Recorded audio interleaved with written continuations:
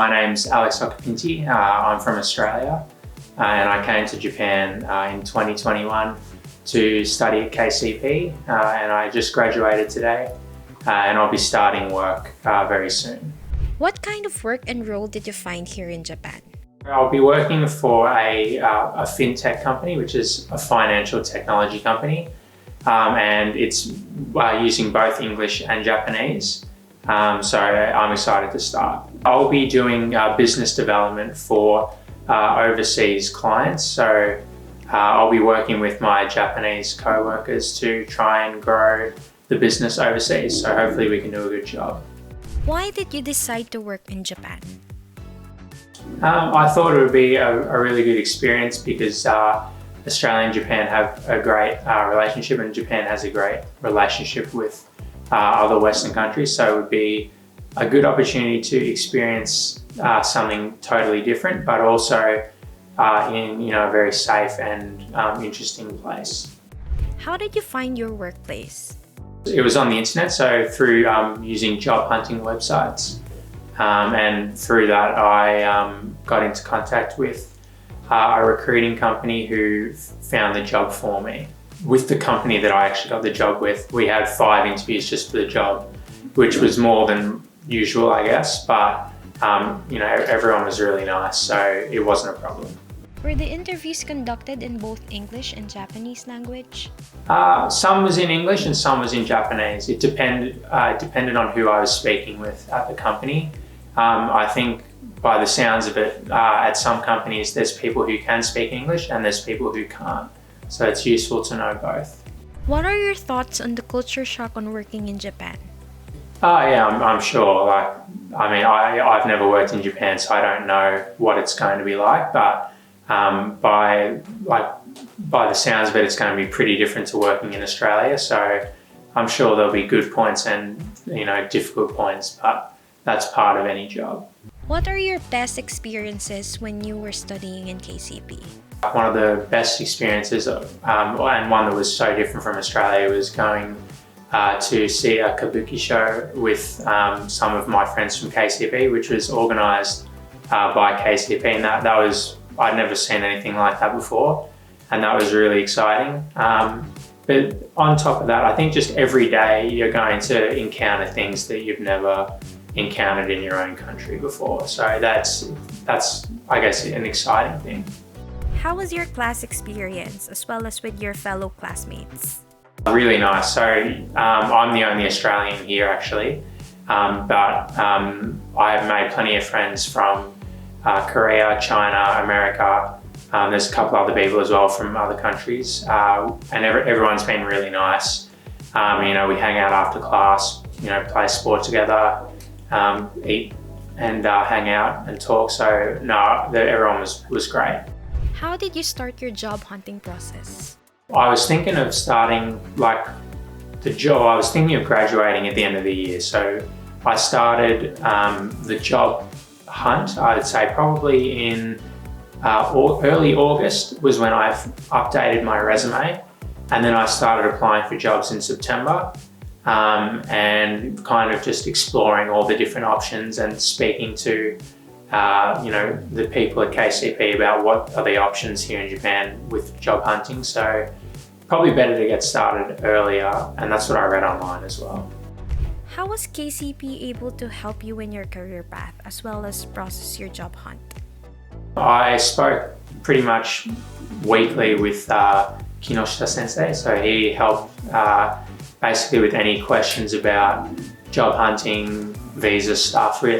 He knows a lot about job stuff in Japan, so he was able to explain various methods and websites and events that you can go to, and also any kind of questions that you had or worries about what to do, what to say, what not to say in interviews and all that. He was really helpful, so I probably couldn't have done it without him.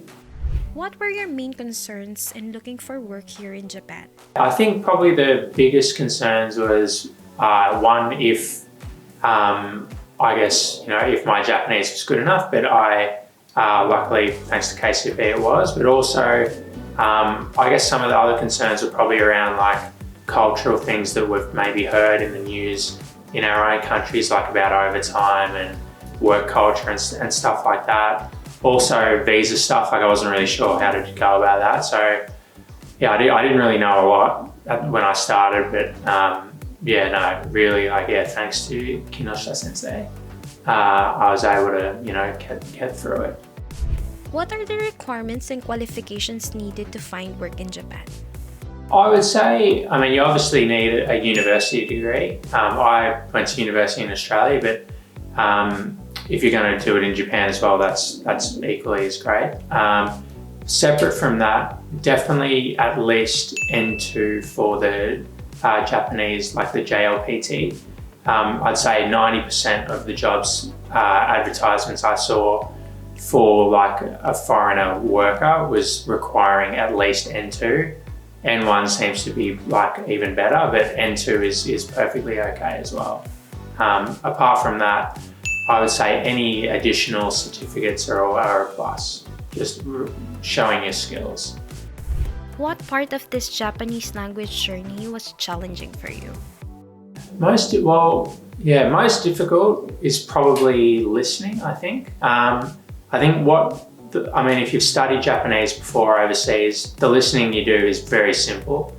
And if you start out in the beginner levels, it probably will be. But then when you get to the higher levels, it's really quite difficult, especially like the daily conversations and like all the abbreviations and shortenings of words are very difficult. It's also fun though. I'd say the most enjoyable though, for me at least, is kanji.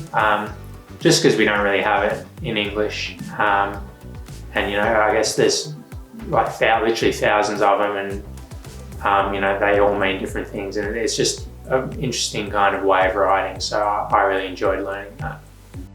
What are your best experiences when you were studying in KCP?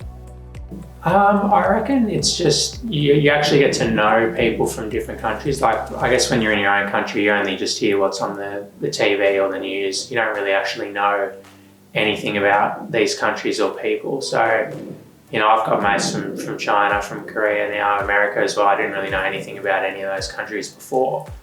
So I guess just that really, like, you get to learn about heaps of different places, not just Japan.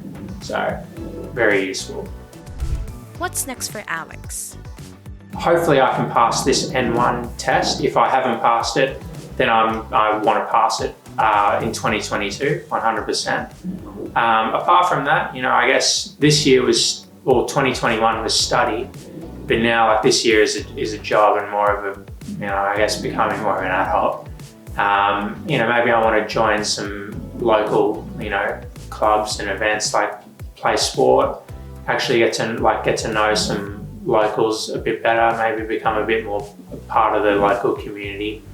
You know, because I'm going to live here. I'm not going to be a tourist or an international student anymore. I'm actually going to be living here, so probably just try and actually, you know, become a part of the community.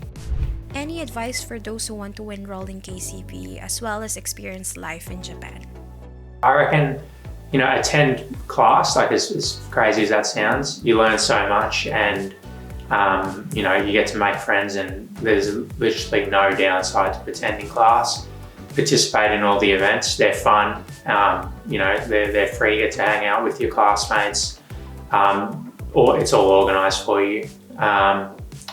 What else? I'd say apart from just school, you know, make sure you get out and do stuff. Like don't just go to class and then go home and, you know, talk fully in English then. Like, if you want to get better at Japanese, you got to actually use it. Final thoughts? Honestly, everyone, like KCP really helped me.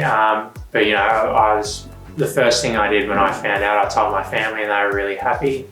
Told my mates back in Australia, they were really happy. So I think I've told everyone already, but no, I'm actually just very happy and grateful. You know, I was able to get a job, and it was from all the help I got. So yeah, ありがとうございました。